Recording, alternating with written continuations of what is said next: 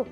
I'm so glad that you have decided to join me right now to talk about going gluten-free. And that actually rhymes. I am indeed a poet as well as a holistic health coach. What do you know? But before I kind of meander off in a totally different direction, what we're going to talk about today is how do you transition to eating gluten-free.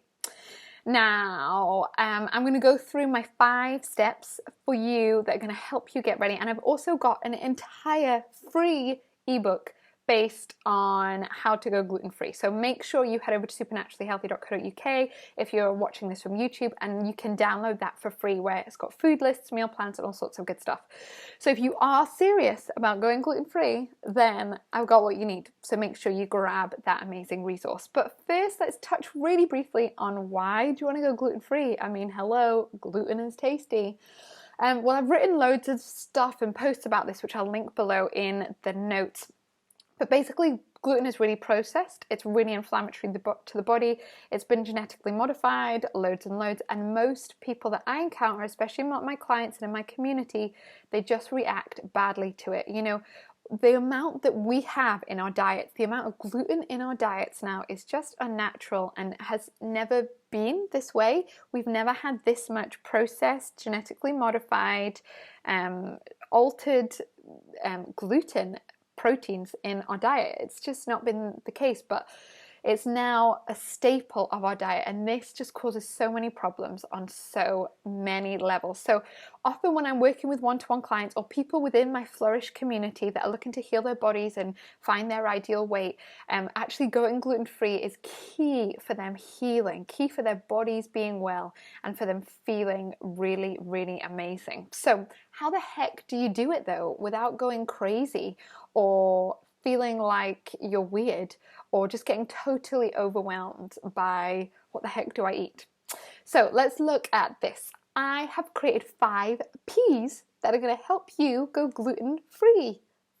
Kind of rhymes, but not quite. And the first P is practice. I do not advocate the whole all or nothing. Tomorrow I'm going completely gluten-free for the rest of my life and I'm just doing it.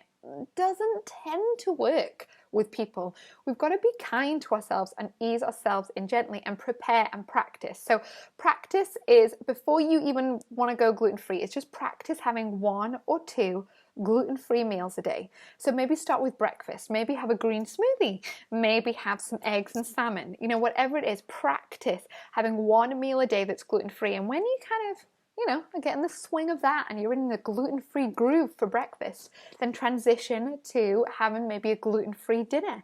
So you have your gluten-free breakfast, you have your gluten-free dinner, and just see how the heck you feel and practice doing it. Take it slowly. So that's number 1, practice. Number 2 is prepare. So if you want to go gluten-free, you need to have some good gluten-free alternatives in your house, in your cupboard, in your fridge, in your freezer, and you need them to be to hand. You don't want to be thinking every single night, oh my goodness, you know, I need to go out and buy some gluten-free rice pasta. I need to go out and buy some sweet potatoes or butternut squash. You know, you need to be prepared and have nice full freezers and cupboards and have food lists that you know are gluten-free that are included in my e-guide. So that's number 2. Number 3 is people. You've got to tell people why you're doing this. If you just go around going, I'm going gluten-free, it's because, you know, everyone should be gluten-free. I'm being gluten-free, everyone, I'm gluten-free. Just so you know, I'm gluten-free. That doesn't really help people to connect with what you're doing. What you actually want to communicate with people is why. Why are you going gluten-free? Maybe with your partner, with your family, with your, you know, your wider family that you have Sunday lunches with. You want to say, hey guys, I'm going gluten-free. I know that might be a bit of a headache for you in terms of preparing me a meal, but I'm really doing this because I've just actually been feeling really lethargic and sick lately. I've not been sleeping well. I've been really, really bloated, and I really feel like I really just want to give this a try to see if I feel better and have more energy. And people that love you will care about that. They'll care about the why. They won't care about you just telling everyone why they shouldn't eat gluten. That is just not helpful. So people, you've got to tell the right people why you're going gluten-free. That's really, really important. So that's step number 3. Number 4 is you've got to plan. Gluten-free meals are not just going to sort of appear in front of you And gluten-free snacks are not just suddenly gonna like emerge in your kind of office desk. I mean, I've really willed that to happen, but that's never happened in my life, and I'm pretty sure it's not going to happen in yours. Food will appear when you plan for it. So if you want to go gluten-free, you've got to plan in some awesome, delicious, speedy, gluten-free meals and snacks that are going to see you through the day. And again, I've got an entire gluten-free meal plan in the e-guide if that's what you're looking for, or there's tons of gluten-free recipes. Every recipe on my site is gluten-free, so you can make up your own from there. So step number 4 is plan. Step number 5 is patience.